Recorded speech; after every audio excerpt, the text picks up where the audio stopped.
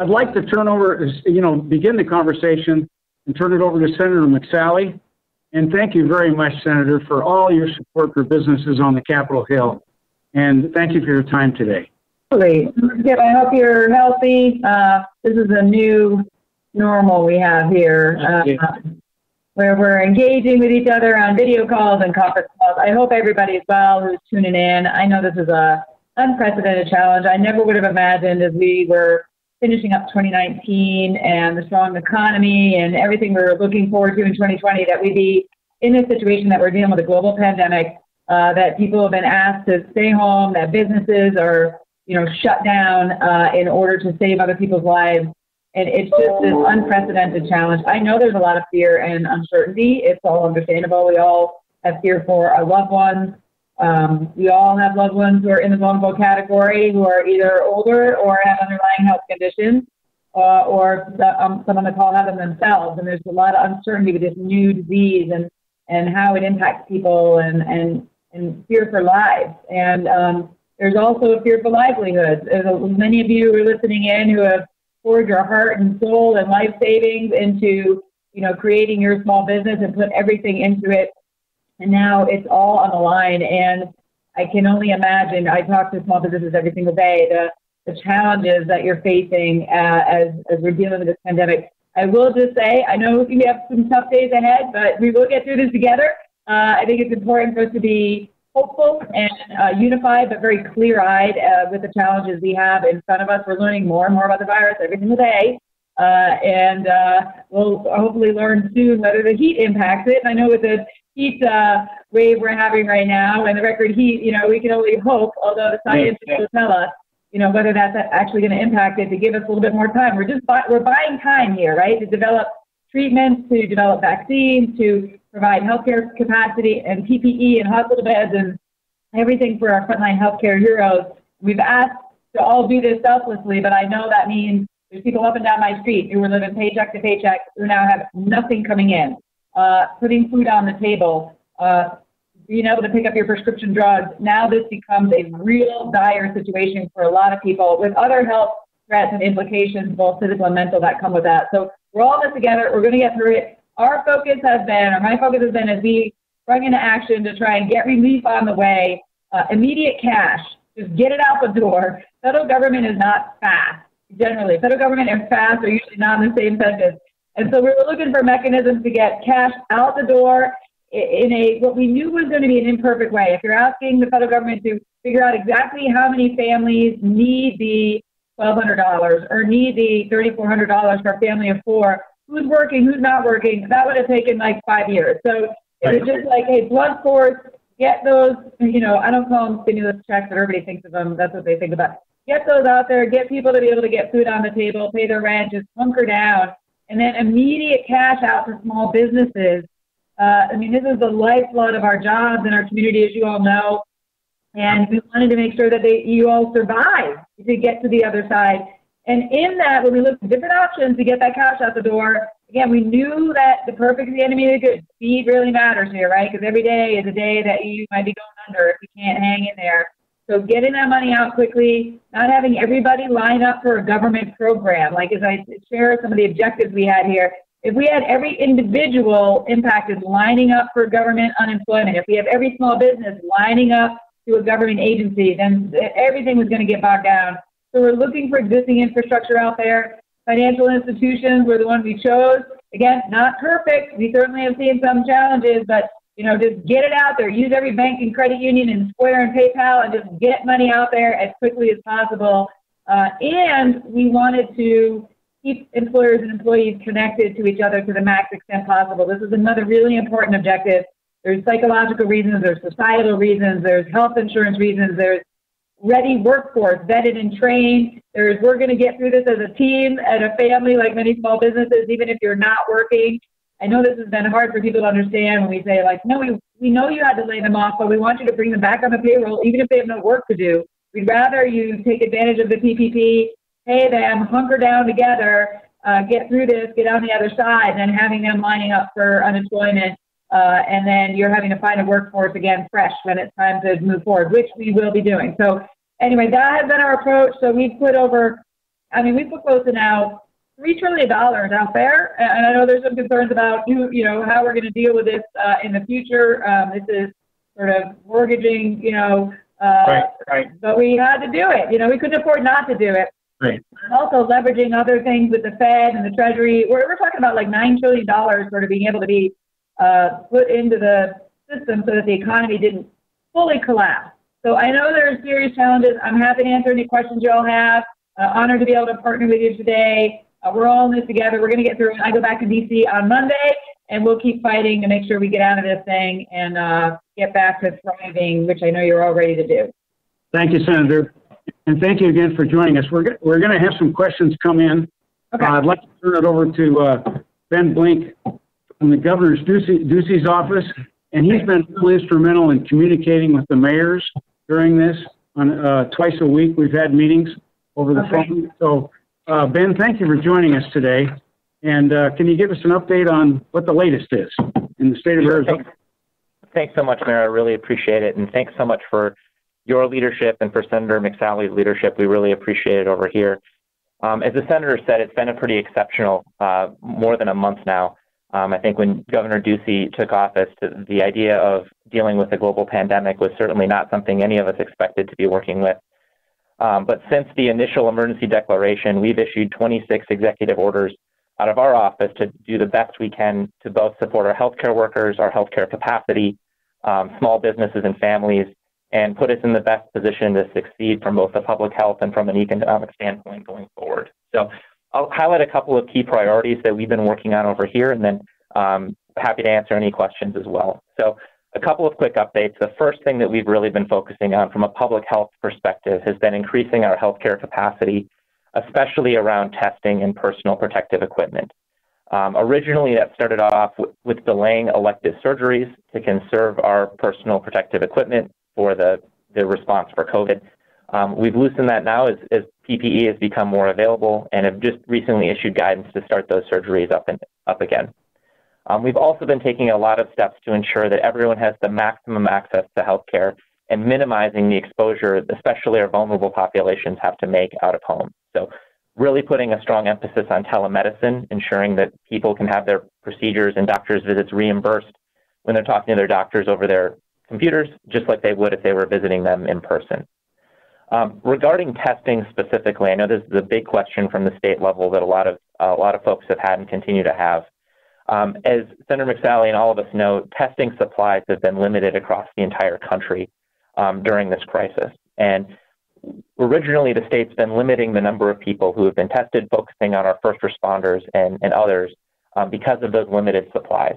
But as we've been working with our private labs, we know now that our testing capacity is growing. And last week, the criteria for testing was expanded to ensure that we can get more of that public health data coming through via test. And over the next 3 Saturdays, the Department of Health Services, in partnership with a lot of our healthcare providers, are providing what we're calling a testing blitz across the state to get more tests out there to really understand the nature of the number of people who have been diagnosed, or that we can diagnose with COVID-19, to get some of that key public health data coming in. And if you're interested in more information about the locations for those testing blitzes, you can go to azdhs.gov/testing-blitz, and you can get see where those specific sites are and get the details there. In addition to some of the specific support for testing and healthcare workers, we've also just been really focused on physical distancing and providing sound guidance in line with the White House and with the Centers for Disease Control about how to keep distance in ways that keep us safe. We've worked on specific policy areas regarding enhanced surveillance, ensuring that data is getting back up to our healthcare providers and to DHS to make sure we can manage those physical distancing standards appropriately based on what the data is showing us. And we've also ensured that places that have substantial community spread, like Connecticut, New York, and New Jersey, we've ensured that if folks are flying in from those places, that they must self-isolate for 14 days afterwards to ensure that we're minimizing the spread and the distance that's happening in Arizona. I think finally, and most relevant for this group, of course, is supporting businesses and families. And just like Senator McSally, we understand the pressure that this has placed on small business owners. Governor Ducey, being a former business owner himself, recognizes the revenue challenges that many of you all are facing, the heartbreak for a lot of our employees and others, and then certainly thinking about how we're going to get back on track again once the public health guidance gives us the space to do so. So we'll continue to look, and in the past we've looked for smart and innovative ways to help businesses that are struggling the best we can, allowing for flexible food sales, for liquor takeout, making sure those revenue leaders for our restaurant industry are able to continue. We've been working really closely with our utilities, our internet service providers, our banks, to ensure that they're not cutting off those key services for businesses and families because of financial hardships due to COVID-19 alone. And of course, right now, we're thinking very much about Arizona's rebound. So we've been reaching out to the business community across the state to get feedback about what physical distancing standards could look like once we're able to get back on our feet. Our mayors and county supervisors have provided tremendous information for us about what that will look like moving forward and what steps can be taken there. I know right now the big question is kind of what's next. The governor's executive order expires on Thursday, the current framework, and believe me, we'll have more information very, very shortly on that. You know, the goal right now is to watch our public health data as it comes in very carefully, make decisions based on what's best for the health and well-being of Arizonans, and then, of course, getting ourselves back and moving as quickly as prudently possible once we're able to do so. So, Mayor Hall, thanks so much for the opportunity, and happy to answer any questions as well. Thank you, Ben. Lastly, we've got Jeanine Jerkovic, who is our Economic Development Director, and kind of give you, Senator, a sense of what we're doing locally here so that you can put it in your brain trust and other cities. But Jeanine is a very capable Economic Development Director, and we've had a lot of success with what they're doing. But as you both pointed out, we got some real struggles going on with our small businesses.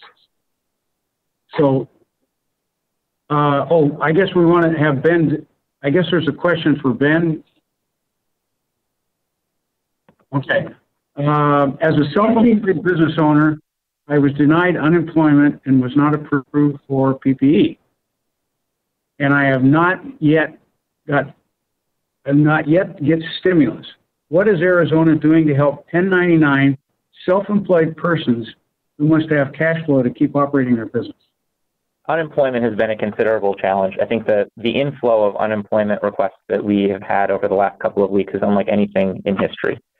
The long and short of it is that thanks to new federal rules and from processes that we're putting in place now, people that were previously ineligible for unemployment, including many independent contractors, are now eligible to get those benefits. The challenge is that we've been waiting for some guidance from the feds about how to implement that. It's taken longer than expected to get that up and running. Our intention is that by May 15th, that we'll be able to begin those distributions fully for independent contractors and others that are otherwise eligible. And we're also planning to backfill the previous weeks for which they were eligible behind that too. So definitely a challenge that we've been working through between the federal guidance and standing up a new IT system to be able to process those new types of individuals who are eligible has taken some time. But believe me, we've staffed up, I think, from 13 people at the Department of Economic Security taking calls to now we've got more than 100 people doing that as well. We're moving as fast as we can. We understand the frustration, but we hope to have that up and ready by May 15th. So, can I jump in? Oh, go ahead. Yeah, go ahead, Senator. That's fine. Well, I was just going to say, we hear cases like this every single day. So I would still encourage a couple things on the stimulus money. Go to irs.gov, and depending on if you filed your taxes this year already, you don't need till July, or last year, what your status was, you can click on Get My Payment. I will tell you, this is being updated literally every day. The algorithm, like I said, the federal government, so it's not perfect, but they've pushed out about 90 million stimulus checks already. Just example, my next door neighbor, I was trying to help with this, right? So she filed her taxes in 18 and 19, and she hasn't gotten anything yet. We're like, what's the deal? So last week we get my payment, and we go through the whole thing and enter, Social Security and birthday, and it says like, that is not available, or like classic government answer to something, right? We're like, well, they're continuing to update as they're processing people's information who didn't get a refund last year, essentially. Those who had refunds, who they had a direct line to their bank accounts, those are the first 80 million that went out. For everybody else, if you paid into the taxes, or if you took your refund and you applied it to next year's taxes. So long story short, 2 days ago, we got back on again, put in our information, they allowed us to now put in our adjusted gross, blah, blah, blah, and we're able to get in her bank account information, and it says, okay, your information's been updated. So she hopefully is eligible. Every week they're pushing these out. If you get your information in, I think by midday, Tuesday, it'll go out in kind of the weekly push. So get on the IRS.gov, just be patient, keep, whatever your certain circumstances, obviously, I'm assuming you filed your taxes, but if you didn't, you can also enter your information in there. Otherwise, a check's going to come in the mail to you, which is going to take several more weeks. So I'd encourage you to do that and keep checking on it. The other piece is on the PPP, we finally replenished the PPP after political games and hostage holding by Chuck Schumer and Nancy Pelosi, but I won't get political here. We were finally able to replenish it with $310 billion more dollars starting on Monday morning. There has been a backlog of applications from the first round, but I talked to the Secretary of Treasury on Monday night and the Deputy Secretary, and they said even with the backlog, they should not yet be exhausted. So if you haven't applied yet, do it immediately. Right. If you were turned away, many independent contractors were turned away by their financial institution on day one. The specific guidance on what paperwork you need as an independent contractor was not put out with great clarity until several days later by Treasury. Again, they're doing it as fast as they can, but you can still apply now. And if your financial institution turned you away, we're not picking winners and losers here, but others are out there taking applications to include PayPal, Square, and others that you can actually, jump on there. So again, I'm not directing you towards them in particular, but don't give up. And you can, if you apply to one and you're feeling frustrated that maybe you haven't gotten any communication, you can apply to another. As long as the first one who wins, then you have to withdraw the other applications. But I'd really encourage you to get a PPP in as well. Very good. So maybe the best approach is irs.gov. That's for your stimulus check. That's for your stimulus check. Yep. Right. But that's the PPP. You gotta, whatever your financial institution is. Some big banks, small banks. Again, we've gotten a lot of feedback on all this. The good news is of the new tranche that started on Monday, and my staff's on the line here, the vast majority of the loans were under $100,000. So it's really I've been really pushing on them to not ignore independent contractors, self-employed, mom and pop shops. I think the message is out there, and we're seeing in this second tranche a lot of people with very small businesses getting access to PPP. Good. That's great, Senator. Thank you. Here's another question for you. How do we position Arizona as an attractive option to bring the supply chain businesses back? How can the city work with Arizona Corporation Commission and we have a thing called GPEC here, with the help of the state and federal representatives to assure Arizona is competitive in securing those businesses? I like that question because it's forward-looking, right? As we're thinking through how we're going to defeat this pandemic, which we will, we can get back to the strong economy that we had, fastest growing county in the country, Maricopa County, attracting all these, new businesses. But on top of that, I think America has now woken up that we need to not depend on China for our medicines, our PPE, our supply chain. So there's this opportunity for us to now onshore this manufacturing. We're already seeing some of it happening. Honeywell is, making N95 masks now, in addition to everything else they do in Arizona. I'm going to be visiting them soon to see that production operation, all of course with, a mask and gloves on and safe distancing, just to be able to see how they're doing. But this is a great idea where we need to partner, with the governor's office, with GPEC, with everybody to be like, all right, how do we get out in front of this? And as you know, there is a hunger to start bringing this manufacturing back home, make it competitive. So it needs to be advanced manufacturing, and we're good at that here in Arizona. Let's attract those businesses with our great quality of life and great place to work and live. And so I'm with you. Let's continue to partner. GPEC's a great organization. The governor's office, they've worked hard to attract these new businesses that have happened over the last several years. We have a new opportunity in front of us, and Arizona is a perfect place for it. Very good. Thank you. There was another question here which I just lost, but I think I memorized it.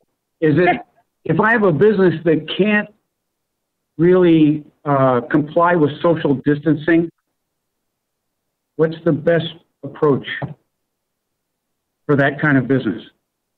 Well, I think Ben can answer. Look, the governor's going to come out with guidelines, but I think generally, I will say, I think we all realize that this is not an on-off switch. It's more like a dimmer switch, right? And even, the businesses that are open right now, the essential businesses, they're not operating the way they did 6 months ago. So manufacturing, the food business, they're maintaining, masks and gloves and disinfecting and not shaking hands and being really mindful. And you know what? We can learn a lot from them because they have not been hotbeds of infection. And so let's get those best practices and see if they can be applicable as the rheostat is turned up and other businesses are allowed to open. And I'll let Ben answer. Yeah, Ben, you want to chime in on that one, Ben? Yeah, you bet. I completely agree with what the senator said there. And the key thing here is that every single day we're getting more and more guidance by industry about best practices for every industry type about when to come back to work, how to come back to work, the sanitation standards, the worker protection measures, some of those types of things. And I think industry is really leading here to help guide others within that specific sector about what is right at a given time. And the key here is that any action that we take, there's no, aside from, very specific governmental essential services or other areas, our focus at the state has really been for businesses to kind of come back in the capacity that they feel comfortable and safe, given the very specific conditions of that individual business. Because one thing that's right for one business type may be a little bit different for, depending on the size of your premise or the individual conditions on the ground. So guidance is really important in ensuring that it can be followed and recommendations are implemented by the specific business has been key. And I think we're getting much more very helpful guidance from both CDC, OSHA, individual business groups and others as we learn more about COVID-19. Yeah, we're going to do this Arizona style, not like some of the other states that you're seeing here. We have our own way of doing things. Again, the governor will be given guidance for the state, but we also accept personal responsibility, right? So just because a business is open doesn't mean you as a consumer are forced there. Just because a business is allowed to be open doesn't mean you need to open your business if you're not comfortable with that. So we still believe in freedom. We believe in personal responsibility, using data and best practices to make these decisions, and then have Arizonans make good choices based on their situation, their business, their family, whether they're vulnerable or not, or they have workers who are vulnerable. I think that's generally that's our spirit in Arizona anyway. It's not this, as you see some of the other states and how they're approaching it. I think Arizona is taking a good approach where we are working together. The government has its appropriate role, the private sector, others, and individuals will ultimately be making choices for themselves. One thing we will be focusing on when we get back next week is we don't need this to become an epidemic of trial lawyers who are in a predatory way going after our frontline healthcare workers or businesses who are doing best practices and doing everything they can to keep their employees or individuals safe, but somehow the trial lawyers see this as a treasure trove for them to prey upon. So there needs to be some protection. Some of that's at the state level, but at the federal level as well. Right. Very good. Thank you, Senator. This is a question for Ben, I think, that Senator McSally can join in. I rent a salon suite in Surprise, and of course, we are not allowed to do business at this time.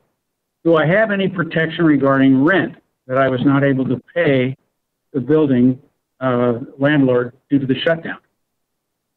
Yeah, thanks so much for the question, Mayor. So the governor's firm belief is that because of the financial difficulties of COVID-19 alone, people shouldn't be losing their businesses exclusively for that reason. We're working to put in steps in place to prevent that from happening to the greatest extent that we possibly can. So the key action that we took so far on this was an executive order that prohibited lockout and eviction for commercial businesses due to COVID-19.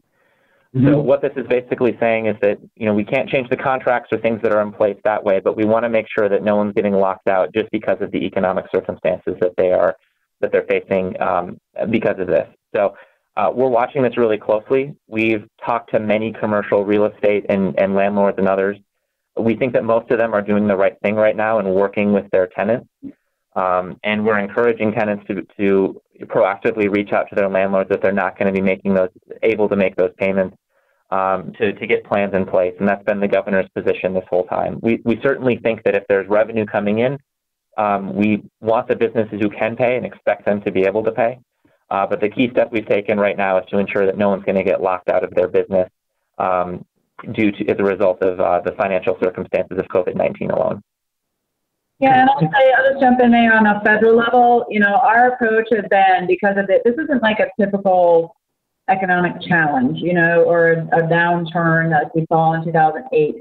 This is a pandemic that's caused this abrupt stop in economic activity. And so we want to make sure that the grace flows all the way downstream, right? If we're providing grace to individuals or individual businesses who can't pay their rent, then we also need to provide some grace to the mortgage holder who can't pay the mortgage. And so if we don't want to have, in the end, like the grace stop somewhere, and then you're going to have other businesses collapse because, you know, they still have the mortgage, you know, servicer saying you need to pay the mortgage on time, but there's no rent coming in. And so we've been engaging with federal agencies specifically on this issue, both for residential and for commercial mortgage-backed securities, to make sure that there is as much grace as possible flowing downstream. So there's forbearance for the mortgage holders too, regardless of who holds the mortgage and whether it's backed by an agency or not, so that we can get through this together. And then the forbearance, this is simplifying it, but you know, even for residential, put the forbearance on the back end. Don't have it be a balloon payment after 90 days. That's just not going to work either, because the revenue isn't going to all of a sudden triple. So we've been engaged on this because we know we're hearing all the way downstream. We just need grace all the way downstream is the bottom line for us to all get through this together. That's right. Thank you, Senator. This is an interesting question. I saw a grocer being interviewed this morning that's having trouble getting employees to work. And the question, here's the question. How is the state going to address employees not wanting to go back to work because they're making too much money on unemployment compared to working a full-time job? That's an interesting question. And it's a question, I'll take that first. I think it was a question of the state specifically first. It's definitely something we're aware of and watching very closely right now. I think the emphasis so far has been ensuring that you know, given the incredible spikes in unemployment, that we've got our systems up and running to ensure that people who rely on that and need that right now can get it. But especially as our economy gets moving again, it's something that we're watching really carefully, and we're getting some interesting policy proposals to try and address that. No specific decision making has been made yet, and there's still a lot more outreach and work to do on that specific point. But we do want to make sure that when a small business is ready to open and they've got a job offer to someone who can come back and it's safe for that individual to do so based on their health and those types of things, that those folks are encouraged to go back to work the best that we possibly can. So something we're looking at, nothing to announce on the state side right now, but eager to get ideas and options on that front. Yeah, and on the federal level, I'll say when we created the CARES Act, this was a concern, a conversation that we had. Again, we were trying to throw the kitchen sink at the wall, just like get cash out there to as many means as possible so that individuals are not falling into food and housing insecurity and other health issues related to this. So it's, you know, it's an imperfect approach just to get as much cash out there. So adding that plus up of $600 beyond the $240 a week, that's normally the max for Arizona, and then expanding who applies for it was just one approach of the many. Stimulus checks, this, just like everybody hang in there. I truly believe at, you know, the core of Arizonans want to work. Arizonans want to have a job on the other side of this. And so, you know, I think that's a core issue. I just talked about this. Underlying labor law still does apply here, which is you can't quit your job and apply for unemployment. Now, this is difficult to enforce. It's managed at the state level, but you're not allowed to quit your job and say, I can get more money over here. You're also, if you're offered a job, you're not allowed to turn that down and say, I can keep unemployment. Again, it's hard to enforce, which is done at the state level. But I think our hope is that the vast majority of Arizonans they'd rather stay connected with the job once this extended unemployment ends at the end of July and have that path to propel them. We started talking yesterday about, and we're happy to work with the governor's team on, is there a way to try and incentivize a, gradual, okay, you're working and you get a little addition, so you're incentivized to work and you get a little plus up. I know that's going to probably make sense because that's also hard to implement at DAS for that, but we've got to figure a way to propel people back into the workforce. And ultimately, I think a lot of what we're hearing is a lot of restaurant owners, they know that they are not allowed to, somebody's not allowed to quit and get unemployment, but they consider their workers like family, and so they feel bad, having them stay on with them through PPP, and they actually get less money for their family than if they went over there. So a lot of this is sometimes the businesses are saying, okay, I'll just let you go. So this is all, we're kind of all in this together, and we really hope, we can all get out of this together where there's really strong, good paying jobs on the other end and people want to work. I agree. Thank you, Senator. This next question is probably for Ben, because we're waiting on the governor. When the stay-at-home order expires, will nail salons be able to open? If so, what kind of regulation will be required for operating? Yeah, thanks so much. And I apologize for being coy on this, but there's more to come on the next steps on this. I think what we've heard from the governor so far is that, this is a dimmer switch. This isn't a light switch as we think about turning the economy back on again. We're working really closely with our public health officials on this.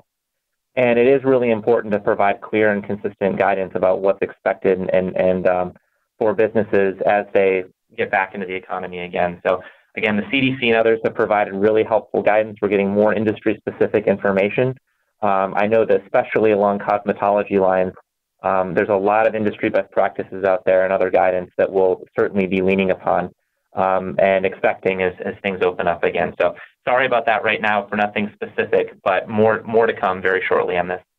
The next one is, what about the EIDL? I was denied and and I'm trying to appeal.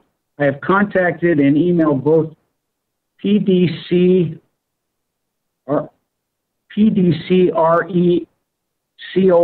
at SBA.gov. I don't know.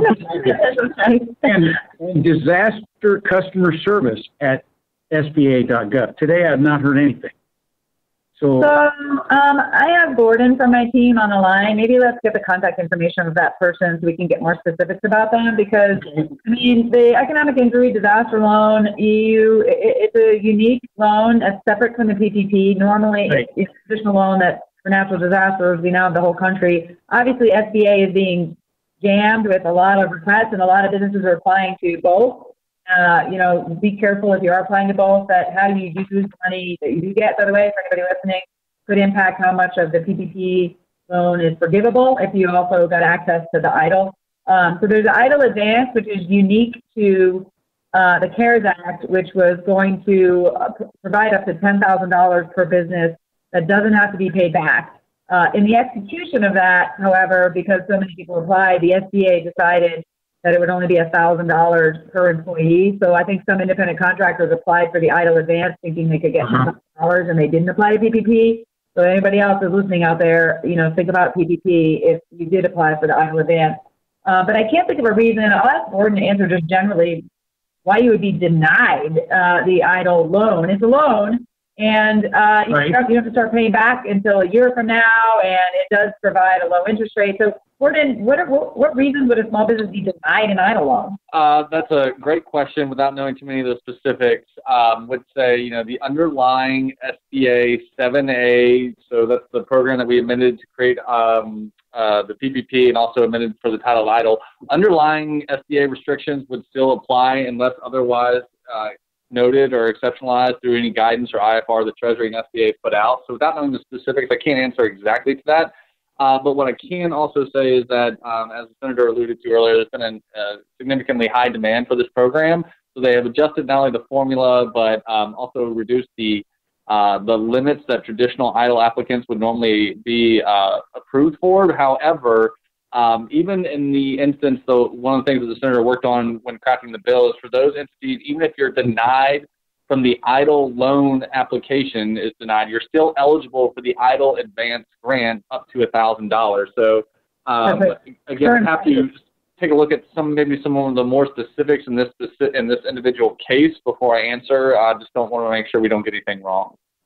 Yeah, so let's get the follow-up. But just to be clear, that's $1,000 per employee, up to $10,000 total that you don't have to pay back. Right. Okay, so we'll get Senator McSally the specific information. Thank you. And that was your, that's part of your staff that just answered that? Yes, Gordon is my banking legislative assistant. He has been 24 hours a day engaging the Treasury and SBA on all of these issues, and so he can follow up with you. You've heard about delays, obviously, and not hearing from SBA, but I've not heard a lot of cases of flat-out denial. So let's get your report. Right. And just to add on to that, I mean, we have been in constant contact with Treasury and SBA, but they have been, as you can imagine, both state and federal level, inundated with requests. So it does take them a little bit of time to get back, and if she's received a denial and had a follow-up, hopefully they'll get back to her in a timely manner, but we're also happy to track that on our end. Okay, very good. This next question is for Senator McSally. This is an interesting question, Senator. If you don't want to answer, you don't have to answer. But it's a political question, really. Okay. Mitch McConnell has threatened to withhold any federal support for state and local governments, saying they can take the bankrupt route. He didn't really say that. He said it differently, but that's okay. Do you agree with McConnell that towns and cities across Arizona, like Surprise, can declare bankruptcy? This is our approach on this. We've already given $150 billion in state stabilization money. That 3 cities in Arizona got it directly from the federal government. That's Mesa, Tucson, and Phoenix. They had over 500,000 residents. The rest of the money will flow through the state to the cities. I've engaged with a lot of mayors like you, Skip, as you know, and the revenue loss is significant. You need that money quickly. What I've engaged on first is, because I think Arizona so far has gotten, I want to say $2.8 billion total. Yes. So that's significant, right? But the law, the CARES Act did not provide like extremely tight restrictions on how that could be used, but when Treasury put out the guidance, they did have it be pretty tight. So I've engaged, got on a letter, wrote, with some other colleagues asking to loosen up those restrictions so that, especially as you're dealing with, as you know, first responders, your police, your fire are all funded from, now the revenue is just plummeted. So if there's a way to provide more freedom for the funding that's already been allocated, that's point one. So I've been engaging on that with Treasury and with GOP leadership. I had a call yesterday that McConnell was on, and I made that very clear that we need more flexibility on the funding that was already out there. On any future funding, I'm just going to be frank with you guys, okay? This is not the time for states and cities, unlike Arizona, unlike Surprise, who have mismanaged their budgets over the course of many decades, for them to use this as an opportunity to see you as a taxpayer in Arizona as a cash cow for them in whatever city you want to talk about, whether it's Chicago or New York or whatever. So this is big picture. When you're seeing this play out, you have some people who are advocating like, aha, this is our opportunity to bail out states and cities that have nothing to do with coronavirus because of their failed and mismanagement of their own budgets over decades and not being honest with their own citizens about their, their unaccounted for debt, specifically related to a lot of, I don't want to get into that. Anyway, so this is not the time for us in Arizona and you in Surprise to be paying for mismanagement in Chicago, right? That's what actually the left is advocating for right now. What we're advocating for is that we provide specific relief. It's never going to make a city or a town whole. It's never going to make a business totally whole, but we're all trying to get through this together, right? Get that relief out there. Make sure you guys can hang in there, provide for essential services. In some cases, cities and states can also get access to these government-backed loans to kind of help them get through, just like big businesses. There's other tools out there. There's not just one tool. And so, and then as the economy gets going again, ideally the revenue starts coming in, right? So this is the general approach is I want restrictions taken off, the money that is already given. And as we have discussions going forward, I think most Arizonans would agree we shouldn't be footing the bill for, the city of Chicago or the state of Illinois for their failed policies. But let's see what's appropriate to address, ensuring that essential services can continue in cities like yours. Thank you, Senator. This next question is, can a 501c4 apply for the SBA grant of $1,000 per employee through the IDL? I don't think so, Gordon. I know they can't apply for PPP. Only a 501c3 can apply for a PPP, but Gordon, can they apply for EIDL? No, currently the CARES Act explicitly did a carve out for 501c3s and C19s, veterans organizations. Other 501c structured organizations are ineligible for PPP and EIDL in the current frame. So we're taking a look, obviously, I'll defer to the Senator on that, about who else could be eligible for the program. So we have engaged on C6s. We've heard from a lot of chambers and other associations that are really helping small businesses get through this. C6s were not covered in the first round, so we've engaged on, trying to see if there's some relief that can come their way. But we have not. This is the first we've been asked about a C4. Let me see the next one here. Recently, I was approved for unemployment and was mailed. This could be for Ben. And was mailed documents that were time sensitive in order to receive the unemployment benefit. Are there graces for this issue during this time so that one isn't suddenly denied unemployment? Thanks, Mayor. So, as you can imagine, there have been a few issues with just the incredible volume that's happened where, the timing on things has gotten a little bit sideways around DES. It's things that we're working on. And the focus from Director Betlak over at the Department of Economic Security right now has been customer service and increasing our customer service capacity. So without knowing the specifics of that detail, and that's one I'd be happy to follow up with the Department of Economic Security on as well. We want to make sure people are getting the benefits that they're eligible for and that that are helping them out during this crisis. So feel free to send that one my way, and I can follow up on that specific request. Okay, so we'll get that specific. Okay. Hey, Skip, can I jump in here just real quick? I think sure. What's important is there's also sometimes some confusion. Part of the way a lot of these programs have been set up is so that you can maybe apply to all of them, but you can't double dip. So just be careful, especially independent contractors, self-employed. Be careful. You can apply for unemployment and you can apply for PPP, but you can't receive both. So it's okay if you apply to both. But if you get your PPP approved and you applied for unemployment 3 weeks ago, you need to withdraw your unemployment request because your PPP is supposed to cover your payroll, for example. The other thing we came up on, this is just more in my neighborhood. I mean, I was dealing with my neighbor down the street who's a single mom with 3 kids, that if she is able to, she still hasn't received it yet, but when she gets the additional unemployment, I mean, her paycheck went down to 0. She's got 3 kids. That's going to count as income, and that actually impacts your eligibility for food stamps and Medicaid for the kids. For you and the kids. So the stimulus check does not count toward qualification for the programs like SNAP and Medicaid. But if you are receiving $840 a week for unemployment, that is going to count as your income. So that can impact your eligibility for other programs. So people just need to do whatever they need to do to protect their family, but know that stimulus checks are all additive and not impactful, but unemployment, there's potentially unintended impact to receiving a larger amount of money through unemployment that could impact other issues. Understood. Good information. Real quick, I'd like to transition to our Economic Development Director, give her a chance to talk about a little more local micro economy that's going on and what we're doing here as a city. Jeanine, you want to jump in here? Sure. I really appreciated, really getting a perspective from the federal and state level. We're all looking at this from different perspectives.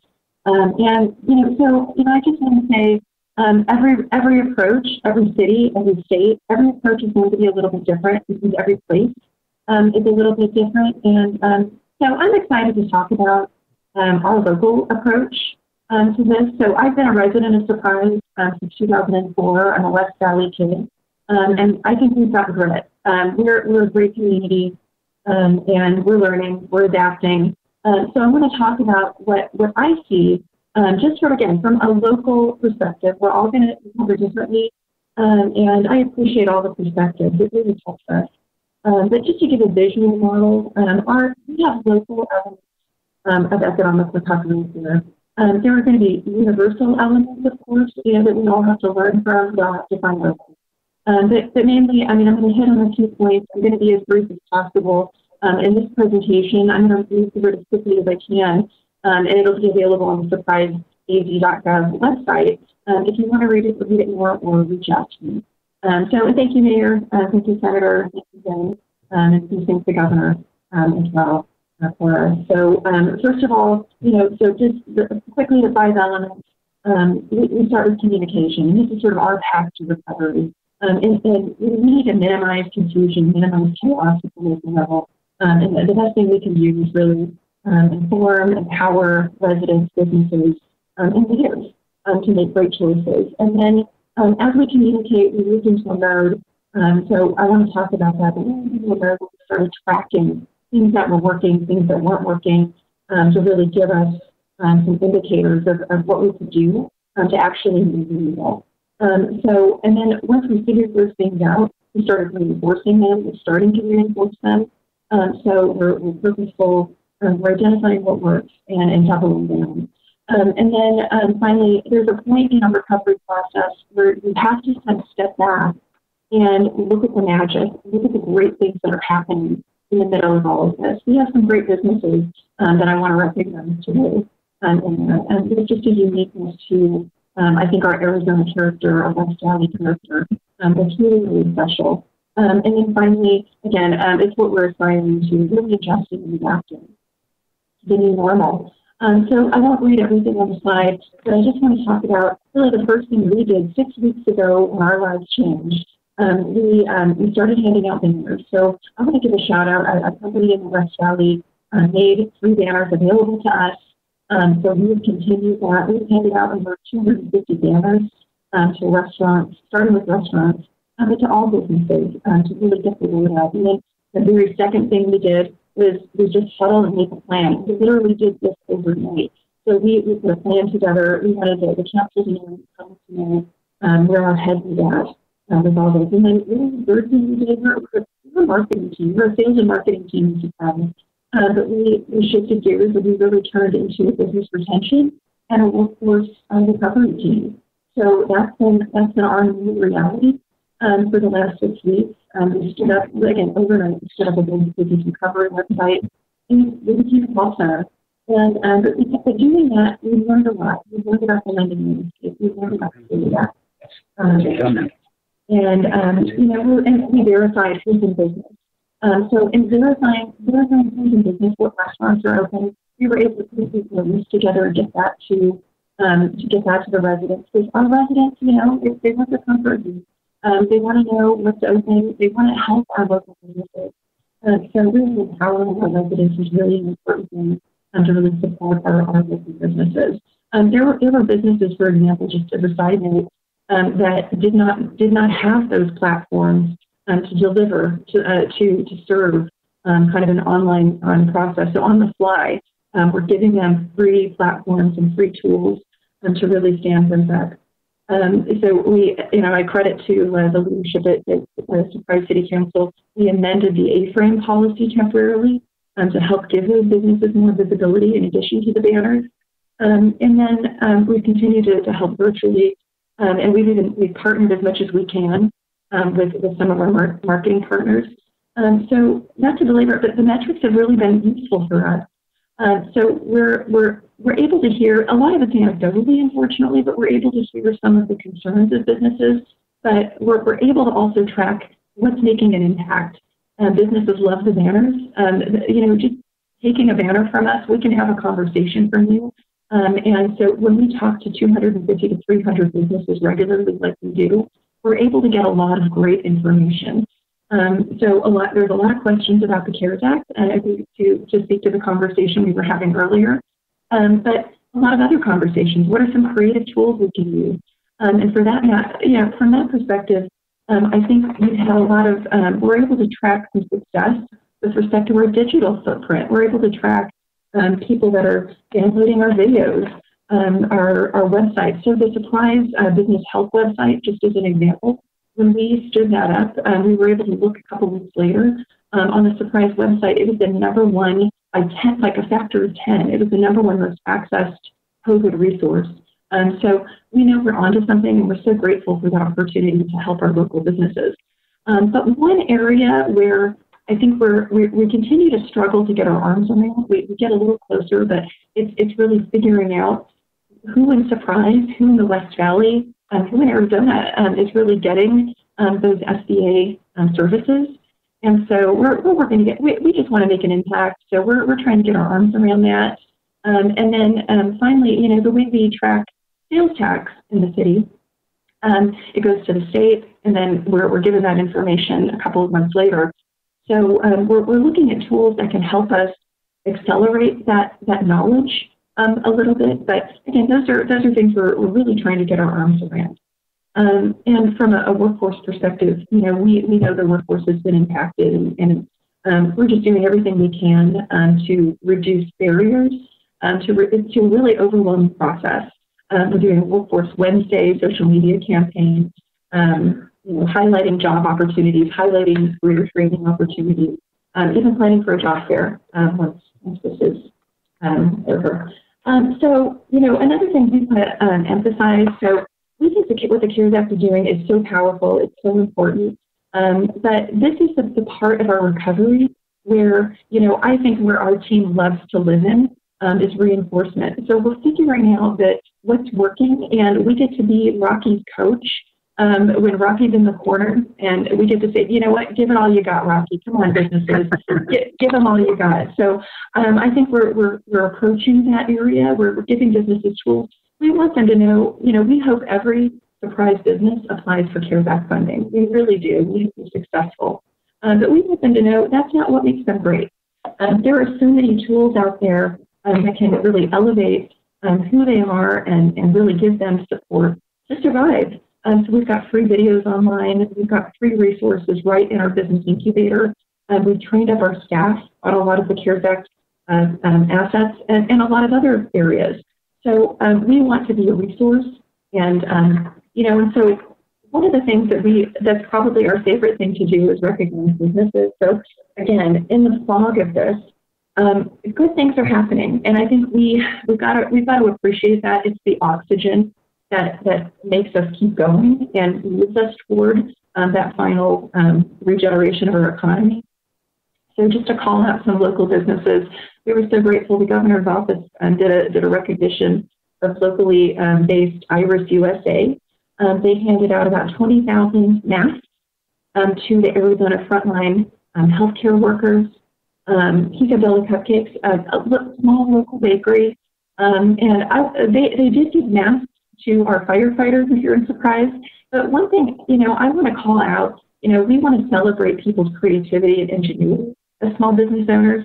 So, you know, in the midst of this, there are people that are still having birthdays, right? I mean, people are home. People are still having birthdays, even if they're stuck home. So not only do they deliver cupcakes, they will, as you can see in this picture, they'll dress up as a Disney princess or a Disney character and deliver that to somebody's home safely, of course. But it's a revelation, and it's one of the ways that people are really modifying and surviving and really, you know, doing something to help. So I want to talk about a couple of other call outs here. Trimaco opened their doors in Surprise last year, kind of a DIY supplies company. They're a great family. They deliver. They are so humble. They did not post this anywhere, but I know about it. So I want to tell you, they delivered 1,200 meals to healthcare workers right here in Surprise at Banner, Dignity, and the VA. And Firehouse Subs, same thing, delivering meals to our healthcare workers. And then yesterday we heard that one of my favorite restaurants in Surprise, Saigon Kitchen, gave 150 meals to our school system. So, you know, the regeneration of our economy, I think we all agree we'll have to adapt, and I think we will.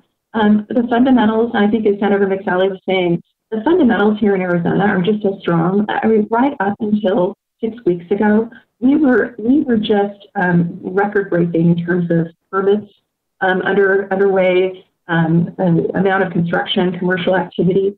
And so we know that we've got some great problems in this city. So with some adjustment, working virtually, I think we'll find a way forward. And there's things business can do, not just from a statutory perspective, but just from a practical perspective. So we'll put these guidelines again on our website. So just to conclude, we want everybody to know, again, good things are happening in Surprise. The Costco's still under construction, hooray. We're getting a Tractor Supply. We have an ice cream parlor opening soon. We've got a new micro-hospital hiring, almost ready to open. We've got a new Starbucks, hooray, coming to you as a Winco corner. A new school right next to our new luxury Sterling Grove community, which, again, doing virtual tours, doing a great modification. But there's just a lot in the pipeline right now. So, despite what's happening, I just want everybody to know in the fog of things, we're doing a lot to help our local businesses. We want to be a resource, but a lot of good things are happening. It's a great economy to be in, and we will recover. So thank you for that. And thank you, Mayor, for your leadership. And thank you. Appreciate the support. Thank you, Jeanine. Thank you very much. Yes, we will recover. Thank you, Mayor. No question about that. All the attendees, thank you very much for joining us. And I hope there's some useful things that you took away from this.